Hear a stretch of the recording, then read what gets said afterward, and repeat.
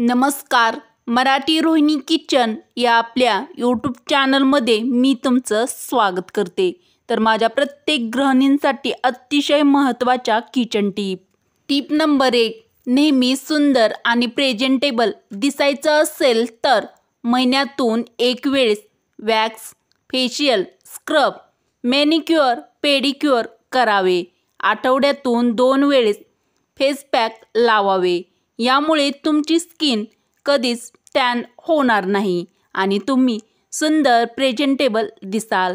तर माझ्या प्रत्येक मैत्रिणीने ही टीप तुमच्या रोजच्या जीवनामध्ये फॉलो करा. टीप नंबर 2. शरीरावर कोणतीही गाठ आली असेल तर फ्रेश कोरफडीचा गर काढून 1 चमचाभर कोरफडीचा गर आणि 1 चमचा हळद मिक्स करून त्याची पेस्ट करा आणि ती दररोज रात्री ती पेस्ट त्या गाठीवरती लावावी. ही पट्टी लावून तेथे रात्रभर ठेवावी. हा उपाय केल्याने गाठ शरीरात वितळून जाते. तर कोणत्याही प्रकारची गाठ शरीरावरती आली असेल तर ही टीप ट्राय करून बघा. टीप नंबर 3. चहा पिल्याने ॲसिडिटी होते का? फक्त चहाने ॲसिडिटी होत नाही. जर चहासोबत खाल्ल्या जाणाऱ्या इतर पदार्थाने ॲसिडिटीचा धोका वाढतो. सामान्यतः चहासोबत नमकीन, बेकरी पदार्थ किंवा बिस्किटे खाल्ली जातात. या पदार्थामध्ये मीठ, मसाले किंवा तेल असते. हे कॉम्बिनेशन ॲसिडिटीचे प्रमुख कारण ठरते. प्रमाणामध्ये आणि नीट खाऊन तुम्ही ॲसिडिटीची समस्या कमी करू शकता. माझ्या प्रत्येक मैत्रिणीच्या कामी येईल अशी उपयुक्त व महत्त्वाची टीप नंबर 4. केसांसाठी घरच्या घरी तेल बनविण्यासाठी तेलामध्ये खोबरेल तेलामध्ये जास्वंदी, कढीपत्ता, मेथीदाणे टाकून थोडेसे तेल उकळून घ्या आणि मग ते स्टोअर करून ठेवावे. आणि हे स्टोअर करून ठेवल्यानंतर या तेलाचा रेग्युलर याचा वापर तुम्ही केसांसाठी करा. यामुळे केसांच्या अनेक समस्या दूर होतील. तर तुम्हाला पण केसासंबंधी समस्या असतील तर ही टीप ट्राय नक्कीच करून बघा. टीप नंबर 5. बाजारातून किराणा आणल्यानंतर डब्यात भरून झाल्यावर शिल्लक राहिलेले अर्धवट पॅकेट तसेच ठेवून न देता त्यांना रबरने फोल्ड करून किंवा रबरने पॅक करून ठेवावे. म्हणजे वस्तू एकमेकात मिक्स होणार नाहीत आणि वस्तू आपल्या खराब देखील होणार नाहीत. तर बाजारातून किराणा आणल्यानंतर प्रत्येक मैत्रिणीने ही टीप लक्षात ठेवा. टीप नंबर 6. अळूची गरगट्टा भाजी बनविताना अळूची खाज आणि गरगट्ट्याला आंबटपणा येण्यासाठी थोड्याशा प्रमाणात त्यामध्ये आंबट चुक्याची पालेभाजी वापरली तर अळूचा गरगट्टा उत्तम, स्वादिष्ट आणि घट्ट असा होतो. टीप नंबर 7.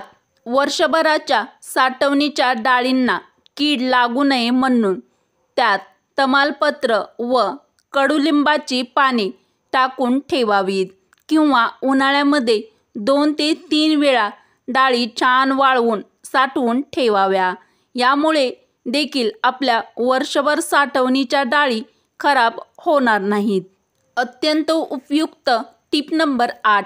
मुरुमाच्या खुणा काढून टाकण्यासाठी कडुलिंबाच्या पानाची पेस्ट गुलाब पाण्यासोबत बनवून चेहऱ्यावर लावल्याने पिंपल्स, डाग आणि मुरुमाचे डाग यामुळे नाहीसे होतात. टीप नंबर 9.